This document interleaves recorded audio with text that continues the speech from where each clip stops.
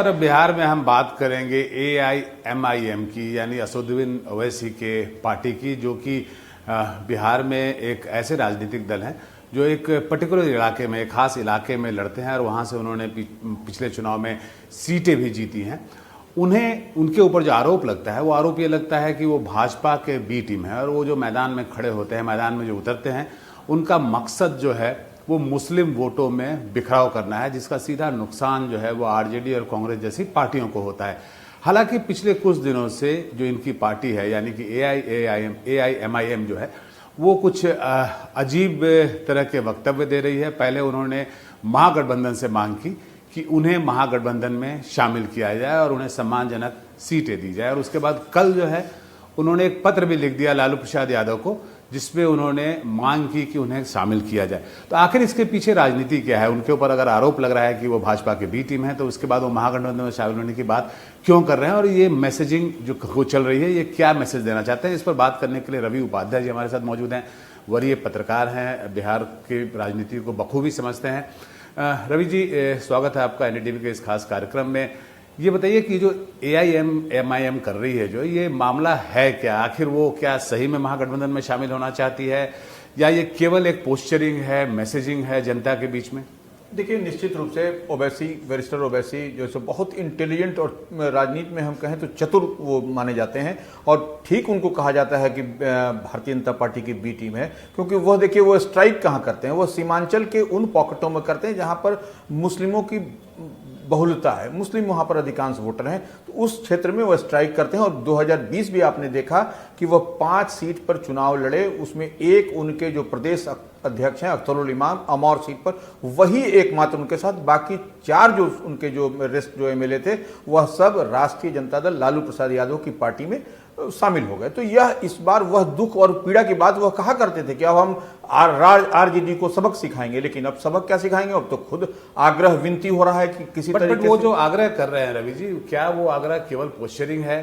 क्या वो सही में महागठबंधन में शामिल होना चाहते हैं, या वो जनता में जाके कल बताना चाहते हैं कि देखिए भाई, हमने तो कोशिश की थी, इन्होंने हमें लिया नहीं या हमें रिजेक्ट कर दिया? देखिए, एग्जैक्टली यही बात है कि वह जब चुनाव में जाएंगे तो वह जैसे मुस्लिम वोट का ये डिवीजन की बात आ रही है, और वक्त संशोधन विधेयक के बाद आप देख भी रहे हैं कि पटना के ऐतिहासिक गांधी मैदान में बड़ा जुटान हुआ, तो वो मुस्लिम वोट में डिवीजन ना हो, इस लिहाज से वो रिक्वेस्ट आग्रह कर रहे हैं कि हम साथ में चले आए। लेकिन एक बात समझना पड़ेगा, जब वो सीट की जब बात होगी तो सीट तो 243 ही है विधानसभा में, तो वैसे में इनकी जब नई एंट्री होगी तो कहां से इनको 20, 50, 100 सीट की बात होगी? तो यह निश्चित रूप से एक मैसेज अपने समाज को, बहुसंख्यक को माने ये देने की कवायद में लगे हुए हैं। हालांकि देखिए, उन्होंने एक और भी चतुराई की बात की थी।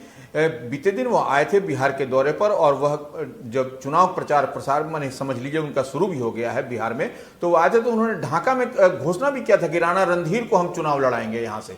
तो वह एक देखिए, वह मुसलमान को भी साध रहे हैं, और जो अन्य समाज है, सवर्ण समाज, अमूमन AIM से जो है वो केवल मुस्लिम समाज के ही कैंडिडेट खड़े होते हैं। और आप कुछ 2020 का आंकड़ा भी बता रहे थे AIM के परफॉर्मेंस का, और उसका एक खास इलाका है, या बात करें आप कोशी की या मिथिलांचल की, वहाँ पे उनका परफॉर्मेंस जो है अमूमन ठीक रहता है, और वो एक तरह से इम्पैक्ट क्रिएट कर पाते हैं, यानी कि सीटों में वोटों का विभाजन कर पाते हैं, जिससे कि भाजपा या NDA गठबंधन को मदद मिलती है।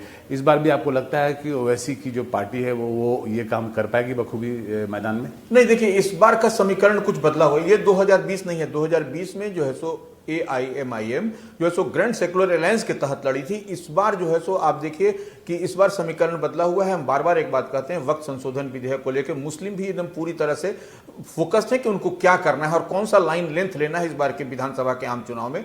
तो ये मुस्लिम वोट का डिवीजन नहीं होगा, यही कहीं ना कहीं ओवैसी को ये खटक रहा है, और इसीलिए वह आरजेडी के पाले में जाने की कवायद में है कि आरजेडी के साथ यदि हम चले आएंगे तो जो सीमांचल का इलाका है, पूर्णिया, कटिहार, किशनगंज, अररिया, तो ये सब, और सुपौल, इन सब इलाकों में हम उम्मीदवार देंगे तो हम बेहतर कर पाएंगे। हालांकि यह होता हुआ दिख नहीं रहा है, क्योंकि जब सीट तो 243 ही है, उसमें से 244 नहीं होने जा रही है, तो कहां से और कैसे एडजस्ट? बिल्कुल, ओवैसी जो है वो काफी सधे हुए कदम चल रहे हैं बिहार में, और वो चाहते हैं कि वो एक प्रमुख राजनीतिक दल बन के बिहार में रहें। जो पिछले बार उन्होंने 2020 में परफॉर्मेंस दिया था, उनके विधायक भी जीते थे, इस बार चाहते हैं कि वो आंकड़ा बने और साथ में वो अपने वोटरों को पॉलिटिकल मैसेजिंग भी देना चाहते हैं। तो हमारी इस खबर पर नज़र बनी रहेगी और लगातार हम एनडीटीवी के दर्शकों को इसके बारे में अपडेट कराते रहेंगे, जो जो इसमें जानकारियाँ हमारे पास आती रहेगी। और बाकी खबरों के लिए दिल्ली का रुख करते हैं अंजीत के पास।